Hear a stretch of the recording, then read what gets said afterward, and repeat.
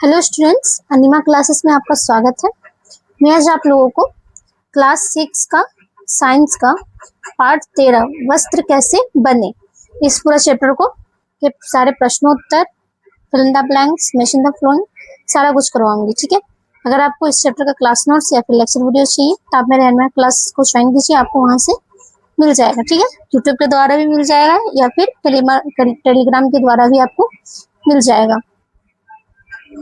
ठीक है, और तो और क्लास 6 से लेकर 12 तक के जितने भी स्टूडेंट्स हैं मैं उन लोगों को बता दे रही हूँ कि उनको अगर क्लास 6 से लेकर 12 तक के कोई भी सब्जेक्ट हो, चाहे वो हिंदी हो, इंग्लिश हो, मैथ हो, हिस्ट्री हो या फिर साइंस हो, हर एक सब्जेक्ट का, हर एक चैप्टर का आपको प्रश्नोत्तर, लेक्चर वीडियो, क्लास यहाँ तक कि नोट्स सारा कुछ उपलब्ध हो जाएगा। आप अनिमा क्लासेस को फॉलो कीजिए, सब्सक्राइब कीजिए, लाइक कीजिए, आपको वहां से हर एक चैप्टर का सारा कुछ मिल जाएगा। चलिए इस वीडियो को स्टार्ट करती हूँ।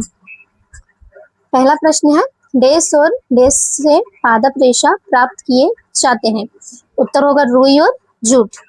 दूसरा प्रश्न है, डेस और डेस चांतव रेशा है। उत्तर होगा ऊन और रेशम। तीसरा प्रश्न है, धागा डेस से बनता है। उत्तर होगा सरल रेखीय। दूसरा में हम लोग को 1 वर्ड में देना है, कौन प्राकृतिक रेशा होता है। उत्तर होगा रुई। पादप रेशा कौन सा है। उत्तर होगा कपास। तीसरा प्रश्न है, रुई तथा जूट पादप के किन भागों से प्राप्त होते हैं। उत्तर होगा रुई तथा जूट पादप के प्राकृतिक पदार्थों से बनता है। रुई कपास से तथा जूट पाट एवं पंटुआ नामक पादप के तने से प्राप्त होता है।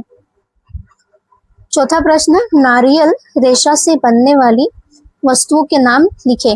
उत्तर होगा नारियल रेशे से बोरे और रस्सियां बनती है। पांचवा प्रश्न है, कताई किससे कहते हैं। रेशा या तंतु से सूत या धागा तैयार करने की विधि को कताई कहते हैं। छठा प्रश्न है, किन किन जंतुओं के बाल से बनता है। ठीक है, ऊन भेड़, बकरी, खरगोश, याक, ऊंट आदि के बालों से प्राप्त किया जाता है।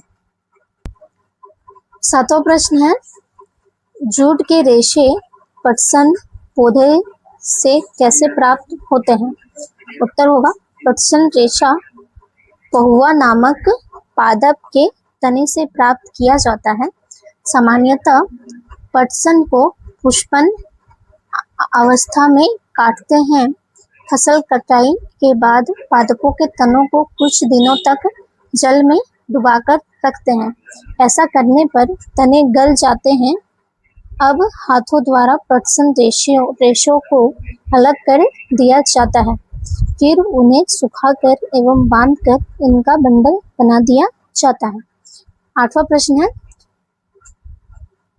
वस्त्र तैयार करने के लिए धागों की बुनाई कैसे करते हैं। उत्तर होगा धागों से वस्त्र बनाने की कई विधियां हैं। इनमें एक प्रमुख विधि बताई गई है। धागों के दो सेंटरों को आपस में व्यवस्थित करके वस्त्र बनाने की प्रक्रिया को बुनाई कहते हैं। 9वां प्रश्न है, देशों से धागा निर्मित करने की प्रक्रिया स्पष्ट करें। उत्तर होगा रेशों से सूत या धागा तैयार करने की विधि को कताई कहते हैं। इस प्रक्रिया में रुई के एक पुंज से रेशों को ऐंठते हैं। ऐसा करने से रेशे पास पास आ जाते हैं और धागा बन जाता है। कताई के लिए व्यवहार किया जाने वाला सबसे सरल उपकरण हस्त तकली है।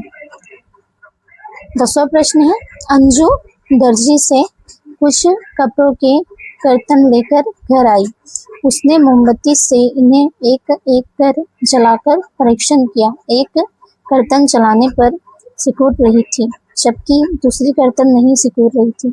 क्या आप उसकी सहायता यह जानने में कर सकते हैं कि इनमें कौन सूती है और कौन रेशम वस्त्र के कर्तन है। उत्तर होगा जो वस्त्र जलने पर सिकुड़ रहा है वह रेशम है और जो नहीं सिकुड़ रहा है वह सूती है। ठीक है, तो मैं आप लोगों के इस चैप्टर के सारे प्रश्नोत्तर, fill in the blanks, one word answer सारा कुछ करवा चुकी हूँ। मैं बार बार बोल रही हूँ कि आप लोग अनिमा क्लासेस को सब्सक्राइब कीजिए। क्लास 6 से लेकर 12 तक के हर एक स्टूडेंट को आप लोगों को हर एक क्लास का हर एक चैप्टर, हर एक सब्जेक्ट का हर एक चैप्टर आपको मिल जाएगा अनिमा क्लासेस में। तो अनिमा क्लासेस को प्लीज फॉलो कीजिए। ठीक है, सब्सक्राइब कीजिए। आशा करती हूँ कि मेरी वीडियो आपको पसंद आया होगा। धन्यवाद।